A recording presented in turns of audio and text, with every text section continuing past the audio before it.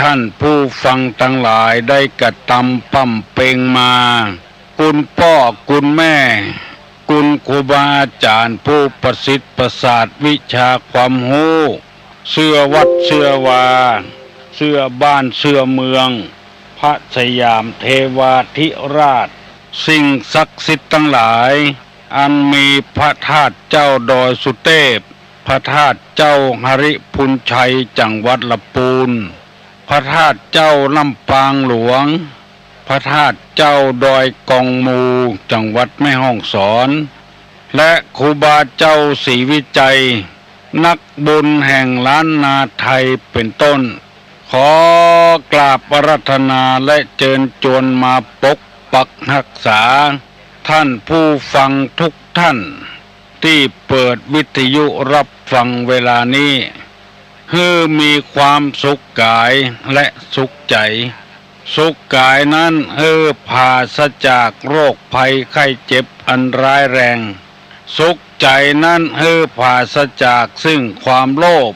ความโกรธและความหลงความอิจฉาริษยาความอาฆาตพยาบาทซึ่งกันและกันขอความสุขอันสมบูรณ์นี้จงบังเกิดมีแก่ท่านทั้งหลายทุกท่านนานแสนนานได้เทินก่อนที่จะได้ดำเนินรายการต่อไปนี้ขอนิมนต์และเชิญชวนท่านผู้รับฟังทั้งหลายได้พร้อมใจกันประนมมือขึ้นไหว้พระเพื่อให้เป็นสิริมงคลกับตัวกับครอบครัวกับธุรกิจหน้าที่การงานต่อไปว่าพร้อมกันอะระหังสัมมาสัมพุทโธภควาพุทธังภควันตังอภิวาเทมิ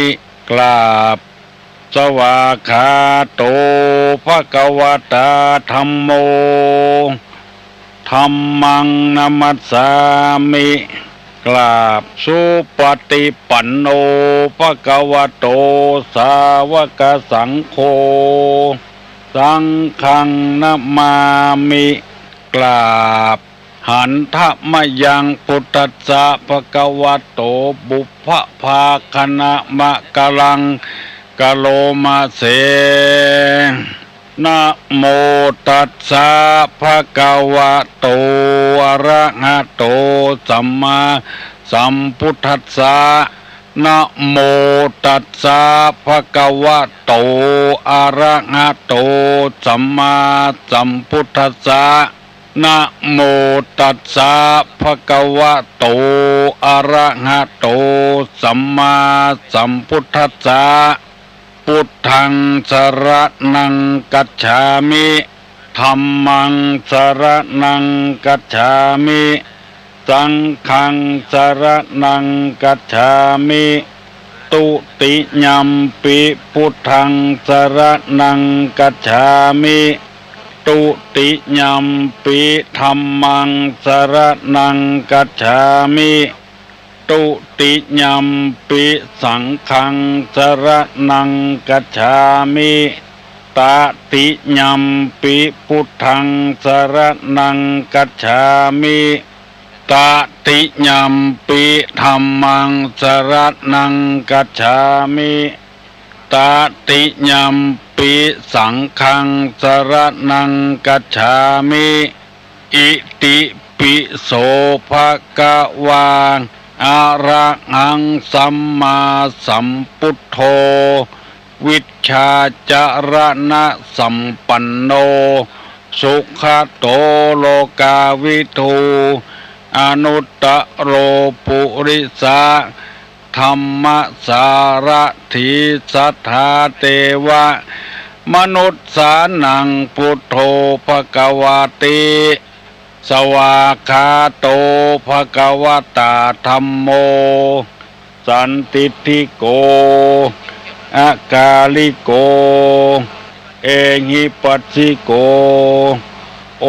ปนะยิโกปัจจตังเวทิตโพวินโยหิติสุปฏิปันโนภควโตสาวกสังโฆ อุจุปฏิปันโนภะคะวะโตสาวกสังโฆญาญาปฏิปันโนภะคะวะโต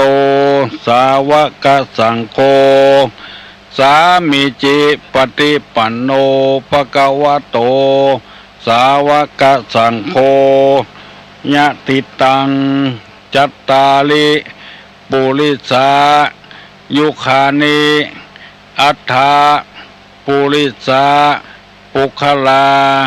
เอสะภะคะวะโตสาวกสังโฆ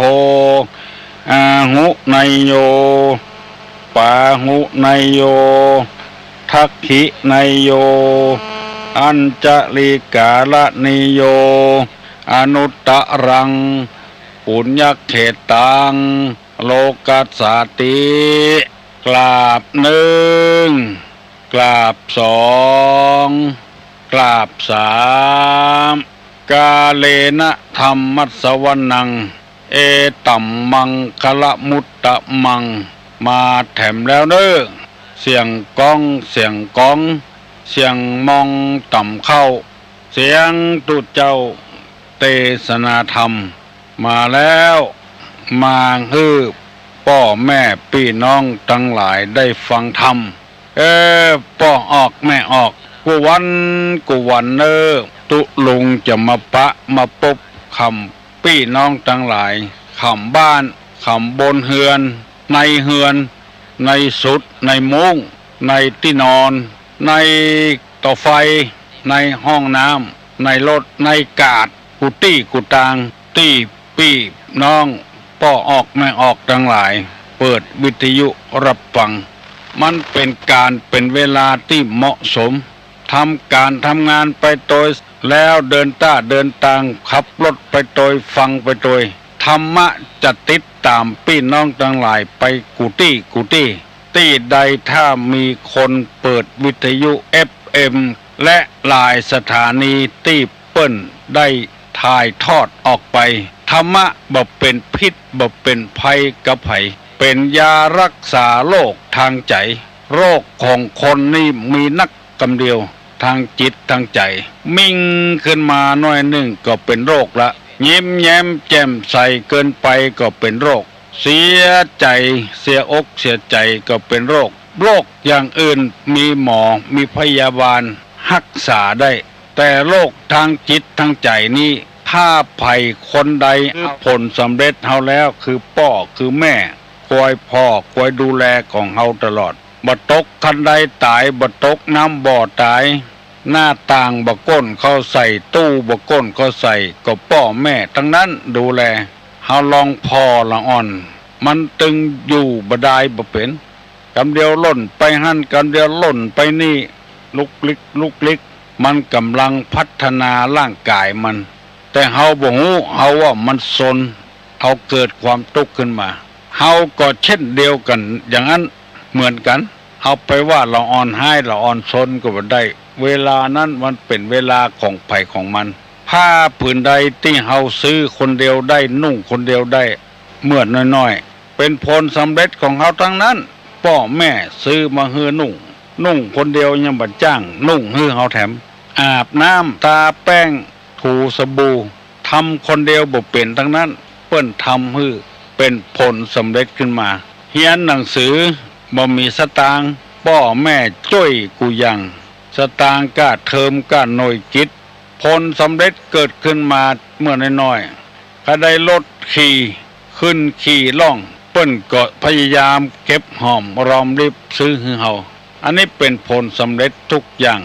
เฮาบ่ได้คำนึงบ่ได้กึดเฮาจึงเป็นเหตุให้เฮาเกิดความทุกข์ขึ้นมาตลอดเวลาเพราะฉะนั้น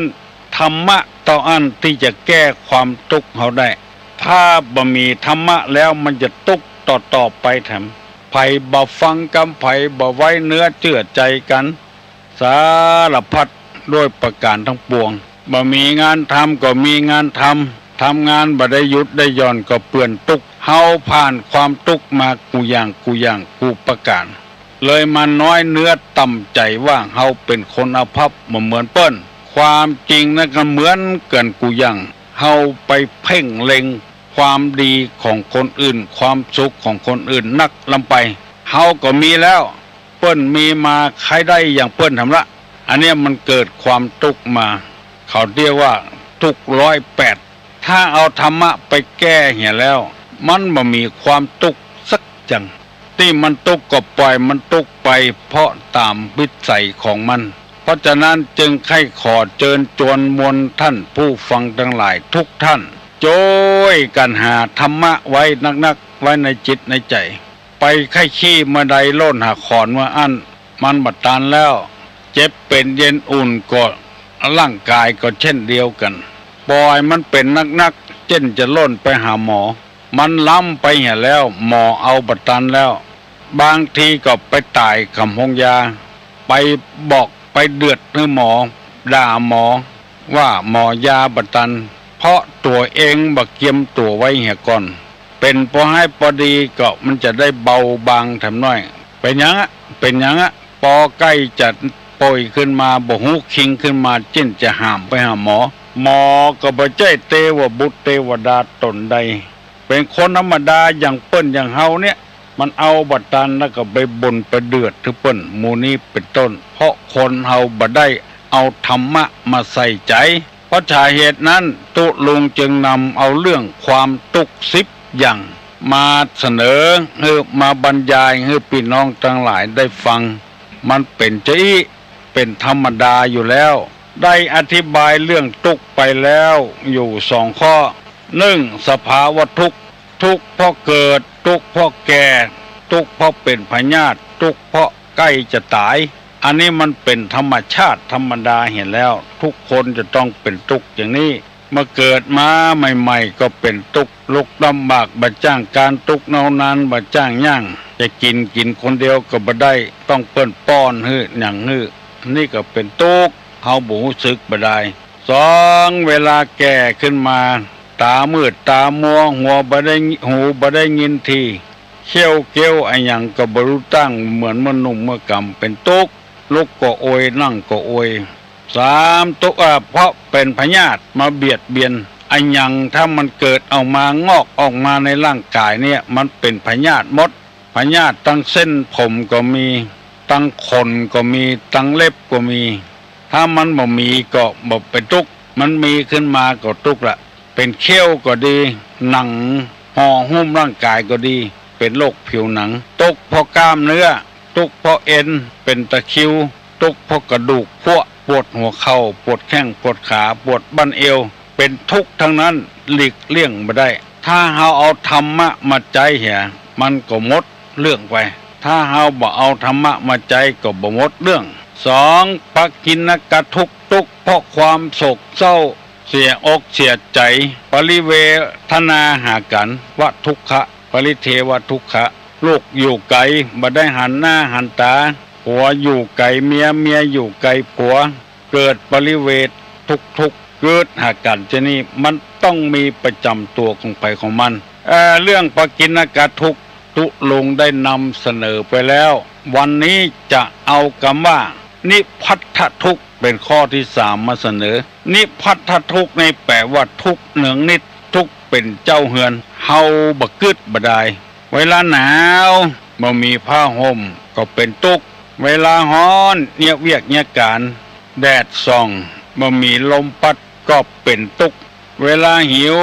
อยากกินน้ำอยากกินข้าวก็เป็นทุกข์เสาะกินจนได้เมื่อค่ำเมื่อคืนก็เสาะกินจนได้เวลาหิวเวลาใครอยากเวลาใครเหี่ยวเวลาใครขี้อันนี้เป็นทุกข์ทั้งนั้นซึ่งเฮามองว่าหันมันเป็นทุกข์เนืองนิดทุกข์เป็นเจ้าเฮือนทุกข์เป็นประจำเลยเป็นทุกข์ทั้งนั้นเฮาเอาอันหยังมาแก้เรื่องทุกข์เหล่านี้เอาหยังมาแก้มันก็ตึงมาหายยาลมยาหยังมาแก้ก็ตึงมาหายที่มันจะแก้หายได้ก็คือเอาธรรมะคำสั่งสอนในทางพระพุทธศาสนามาแก้มันจึงเป็นประจำอยู่เจ้ามันเป็นทุกข์ประจำแล้วทุกข์เป็นเจ้าเฮือนอยู่แล้วลองสังเกตพอเวลาหนาวบ่มีผ้าปกผ้าปันหนาวแตะ หนาวว่าเย็นสั่นกอบกอบกอบกอบม่วนหายใจฟืดหายใจอิดหนาวแตะหนาวว่าหน้าหนาวขึ้นมาเนี่ยก็เป็นทุกข์ละแล้วเฮามันขี้ลืมถ้าได้ผ้ามาปกมาปันมันก็หายหนาวเฮาก็ขี้ลืมว่าที่มันหายหนาวเพราะอันหยังเพราะเฮามีผ้ามาปกมาปันมันจึงหายหนาวกันมาอย่างอันก็ไปหิงไฟแก้หนาวมันเป็นทุกข์ทั้งนั้นซึ่งบ่มีภัยจะหลีกเลี่ยงสิ่งเหล่านี้ไปได้เวลาร้อนนอนบ่หลับพัดลมก็บ่มีแอร์ก็บ่มีมันร้อนนอนก็บ่ได้เป็นทุกข์แล้วนั่นเฮาบ่รู้สึกตัวมันบ่ได้ทุกข์กรรมเดียวถ้าได้หนาวได้อุ่นเนี่ยร้อนได้เย็นเนี่ยก็หายทุกข์ละเวลาหิวข้าวหิวน้ำนี่โอ้จะตายบดิบประเดียวนะเป็นทุกข์เท่านั้นประจำเนื้อประจำตัวประจำหอประจำเฮือนอยู่ไข้ขี้ไข้เหี่ยวนี่ก็เหมือนกันไผ่บ่ฮู้กับไผ่บ่ได้ทุกข์เกิบครบตีนทุกข์จินคำเขี้ยวทุกข์ไข้เหี่ยวในรถทุกข์ไข้โตดกลางหมู่ ไผ่บ่ฮู้กับไผ่หน้าซื่อเปิ้นไข้หัวกันตึ้มบ่ไข้หัวด้วยเปิ้นบ่ยิ้มบ่แย้มด้วยเปิ้นทำแล้วมัน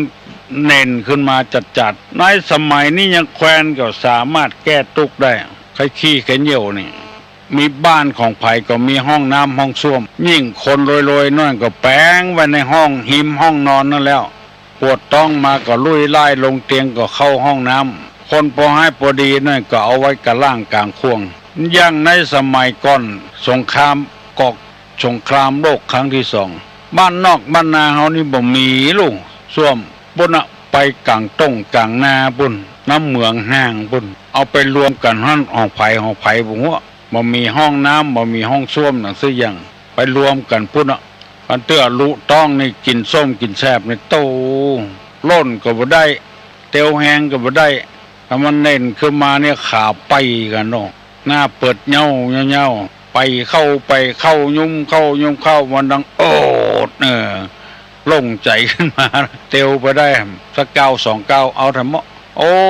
ตุกแต่น่ะไข้ขี้ไข้เหี่ยวก็อย่างเดียวกันเมื่อค่ำเมื่อคืนมันกันถึงแกล้งแต่เป็นขโยมอยู่วัดนึงห้องลูกส่งกันบ่ให้ส่งกันถูกได้เอาฝ้ายลง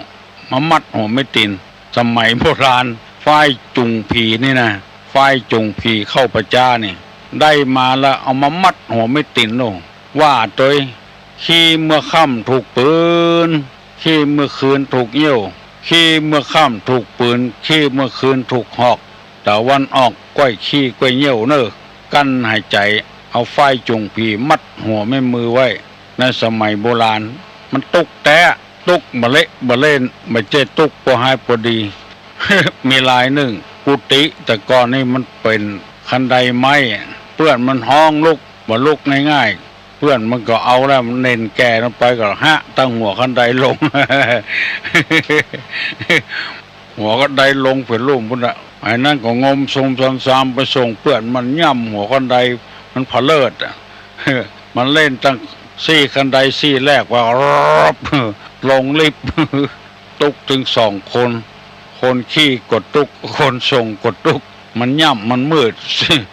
คันไดก็เป็นขี้ประตกประเสียงเขาเล่าให้ฟังเป็นที่แค่หัวมันม่วนอกม่วนใจมาได้ตุกรู้นั่นให้เหี่ยวก็อย่างเดียวกันน่ะมันอดแก่บ่ได้เลยแหงมันเอาไปหมดอ่ะหน้าซื่อไปหมดอ่ะบัดเดี๋ยวนี้ยังสบายหน่อยเฮาไปไกลๆนี่มันจะมีปั๊มน้ำมันเปิ้นตึงแปลงไว้จอดแล้วก็เข้าห้องน้ำห้องส้วมสบายแต่ก่อนนี้ตุกว่ามีโคมีแพะมีป่าเฮาจะลงเกาะในประเทศอินเดียติดตุลงไปหันนะอันนั้นต้องบ่ฟังน่ะเล่นต่ำรางรถไฟละหน้าซื่อห้อยบลุ่มปุ่มปุกมันตึงมาอายเป็นเยืองไปมันตุกเพราะหมู่เนี้ยตุกนักตุกหนาหน้าละอาแหนงนายมันตึงมามีเวลาสบายกันแต่เกิดมามีตุกเพราะฉะนั้นท่านผู้ฟังทั้งหลายจะมีคนผู้หู้ทั้งหลายเขียนไว้เรื่องความตุกเหล่านี้มันเป็นประจำตุกเป็นหอบเป็นเฮือนแล้วเฮาบ่กึดบ่ได้ถ้าเฮากึดขึ้นมานี่อย่างที่เปิ้นหู้เปิ้นฉลาดเปิ้นเขียนไว้ว่าละอ่อนสดเอาท้องแม่มาแล้วมันถึงบ่ไข้หัวให้ก่อนแล้วให้เพื่อจะมาฮับตุก หมู่นี้อ่องแวให้ก่อนละบ่มีหยังครบบ่มีหยังตอดบ่มีหยังจี้บ่มีสักอย่างมันให้ไว้ให้ก่อนละให้อย่างแทนที่จะหันโลกและยิ้มแย้มแจ่มใสมันให้เพื่อตุกเหล่านี้เพราะว่าจะแก่จะเฒ่าจะเป็นพยาธิจะตายในโอกาสหน้าเฮาที่จะตายเฮาบ่ฮู้หยังคนอื่นก็ให้หากันตุกเพราะโศกเพราะเศร้าตุกเพราะพลาดหวังเก็บมาเกิดมันให้ไว้เหียก่อนตุกเพราะประจำเฮือนนั่นก็คือตุกเพราะร้อนน้ำไปหนาวลำไป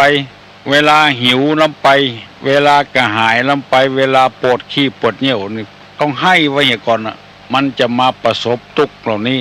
แล้วบ่มีไผรอดไปได้สักคนเลยบอกว่าคนนั้นจะเป็นไผ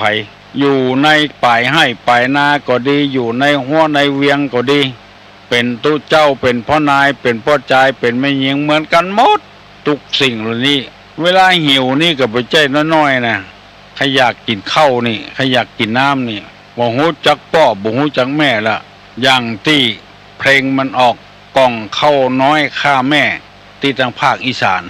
บุบแม่จนตายเพื่อฮู้คิงมาไปแปลงธาตุไว้ที่กลางนา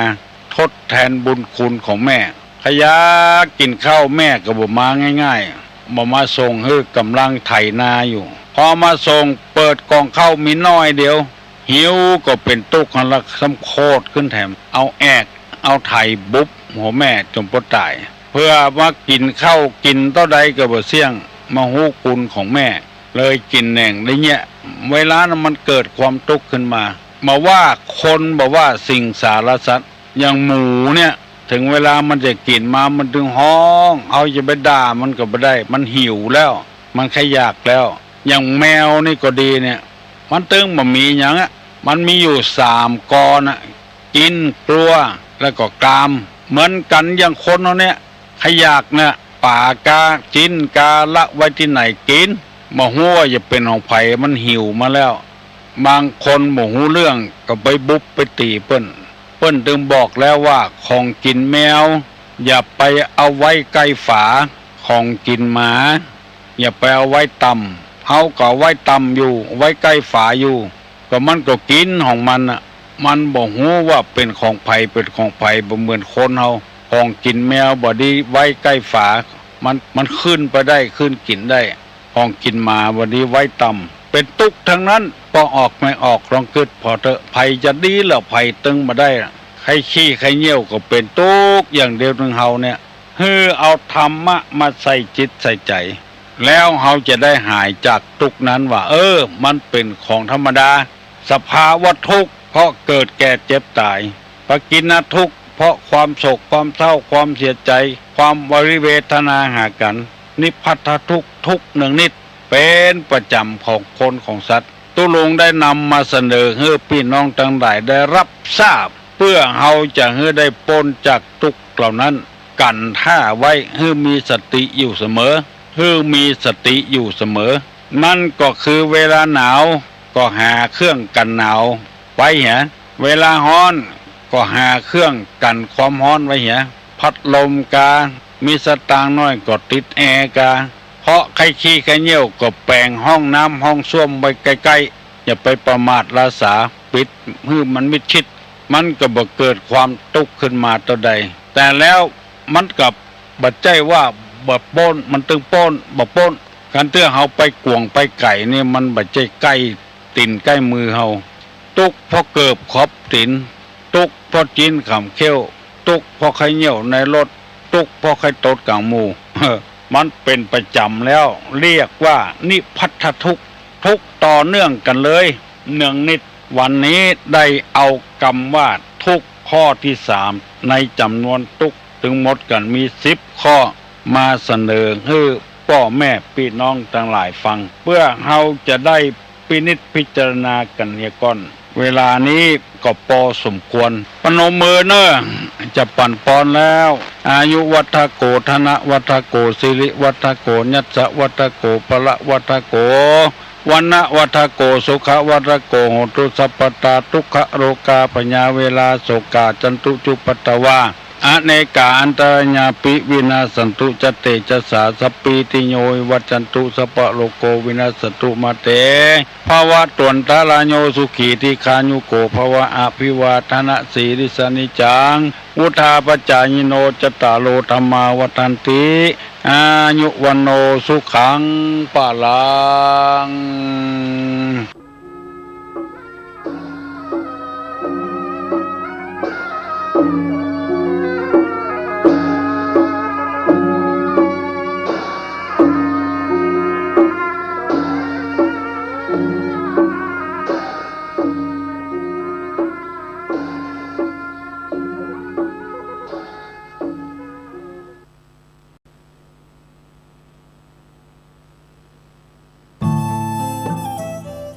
ท่านกำลังติดตามรับฟังสถานีวิทยุกระจายเสียงพระพุทธศาสนาแห่งชาติและสังคมคลื่นเพื่อการศึกษาพระพุทธศาสนา